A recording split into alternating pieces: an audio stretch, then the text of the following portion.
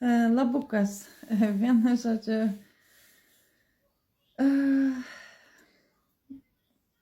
Atėjo mintis pasakyti jiems raginimą, kaip Jeremijas skatina žmonės atsiversti, tikėti, pakeisti savo likimus, pakeisti savo gyvenimus, būti grinai Dievo, ne tai, kad pasakau tikiu, bet savo darau.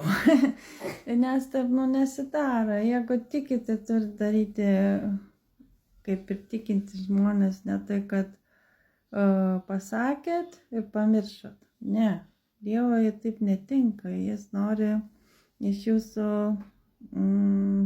darbų, nori, kad jūs dėl jo kažką darytumėt, ne tai, kad žiūrėtumėt tik savęs, savo namų, savo vaikus, savo pinigus. Jis nori, kad jūs žiūrėtumėt ir kitus, kaimynus, draugus, brolius, seseris ir taip toliau, kad juos atvestumėt prie Dievo. Tai ką reikia daryti? Reikia evangelizuoti žmonės. Nes dauguma žmonių galvoja, aš krikščionis, eisiu į dangų. Ne, taip nebus.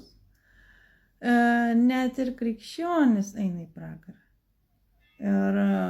Ir tas krikščionis nėra lygų. Vieni yra krikščioniai tik ant popierio. Kitas krikščionis yra tas, kuris tikrai tiki Jėzų, kuris daro Dievo valią.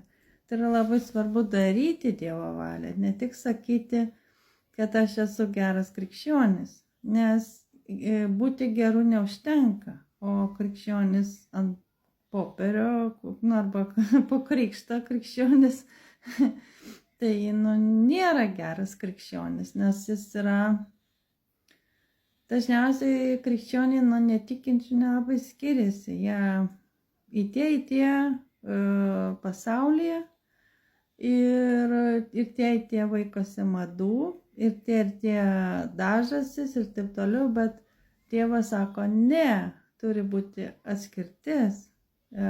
Pasaulis ir Dievo žmonės nėra tas pats. Pasaulis ir Dievo žmonės yra kaip du pasauliai. Yra dieviškasis pradas pasaulis, yra tas dvasinis yra kūniškas, kuris traukia mus į nuodėmes ir mes turime pasirinkti gyventi dvasia, nes Dievas sako, mane garbisi tiesa ir dvasia. Tai reiškia, jis turi turėti dvasią, šventąją dvasią, turi būti atgimę. Ir širdies eilutė, ką Jeremijas sako, tiems, kas nuodėmėj gyvena. Ir tai bus jam raginimas keisti savo kelius, keisti savo gyvenimą, kol yra laiko, nes laiko nėra daug, nes tuoj Dievas ateis antrą kartą, greit bus Dievo teismas. Jau nėra laiko žaisti, nebėra laiko žaidimams, atsibuskit žmonės, nebėra laiko jau, nebėra. Nustokit kvailioti, nustokit nuodėmes daryti, atsipeikykit, pradėkit garbyti Dievą, Tėvą, Sūnų ir Šventąją Dvasią, tiesa ir dvasia. Ačiū, sakė.